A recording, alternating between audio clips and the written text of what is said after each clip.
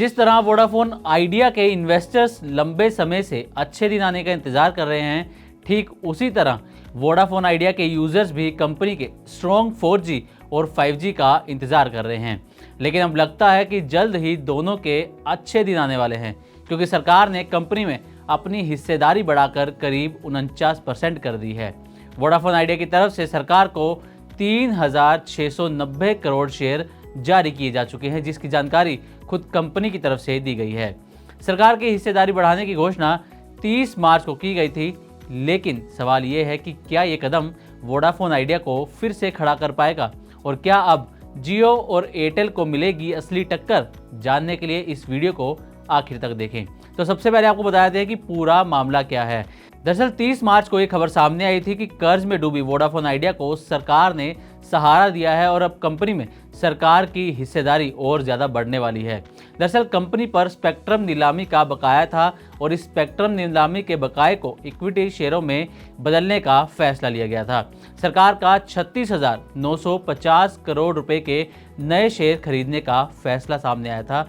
इससे वीआई में सरकार की हिस्सेदारी बढ़कर 48.99% यानी कि करीब 49% होगी। सरकार के पास इससे पहले वोडाफोन आइडिया की 22.6% हिस्सेदारी थी और अब वोडाफोन आइडिया ने सरकार को ये जो शेयर हैं वो जारी कर दिए हैं। और आपको ये भी बताते हैं कि अब वीआई की तरफ से यानी कि वोडाफोन आइडिया की तरफ से क्या कहा गया है। तो कंपनी की तरफ से कहा गया है कि बोर्ड ऑफ डायरेक्टर्स की मीटिंग 8 अप्रैल को हुई थी और 3,695 करोड़ इक्विटी शेयर सरकार को जारी किए जा चुके हैं, जिसका कुल मूल्य 36,950 करोड़ रुपए है।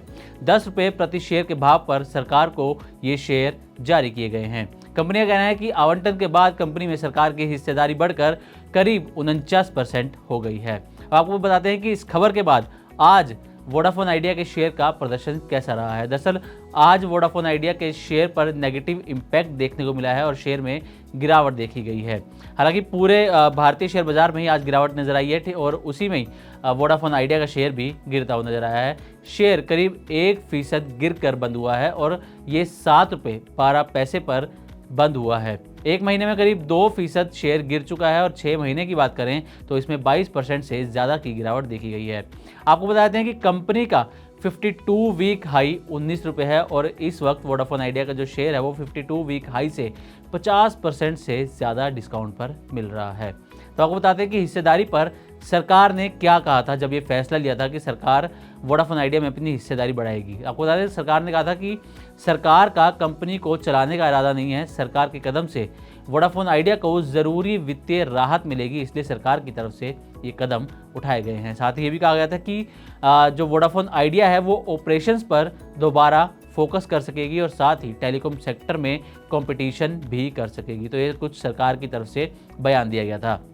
अब आपको बताते हैं कि कुछ दिन पहले ही ब्रोकरेज फर्म सिटी ने वोडाफोन आइडिया पर रिपोर्ट जारी की थी और इस रिपोर्ट में कहा गया था कि वोडाफोन आइडिया पर सिटी ने बाय हाई रिस्क रेटिंग को बरकरार रखा है और शेयर पर 12 रुपये का टारगेट प्राइस दिया है।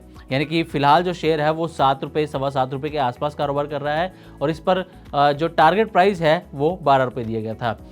सिटी का ये भी कहना था कि सरकार की हिस्सेदारी बढ़ने से वोडाफोन आइडिया की बैलेंस शीट को मजबूती मिलेगी और साथ ही सरकार के इस कदम से कंपनी को तत्काल वित्तीय जो दबाव हुआ था वो कम हो जाएगा।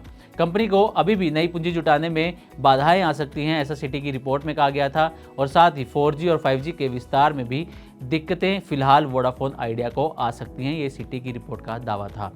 तो ये थी वोडाफोन आइडिया में सरकार की हिस्सेदारी बढ़ाने पर हमारी रिपोर्ट।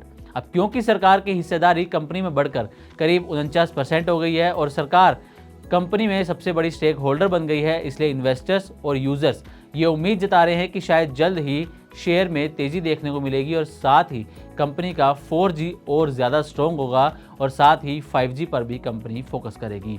तो उम्मीद करते हैं कि हमारी तरफ से दी गई ये जानकारी आपको पसंद आई होगी। इसी तरह की और भी वीडियोज़ के लिए बने रहें मनी9 के साथ और सब्सक्राइब करें हमारे चैनल।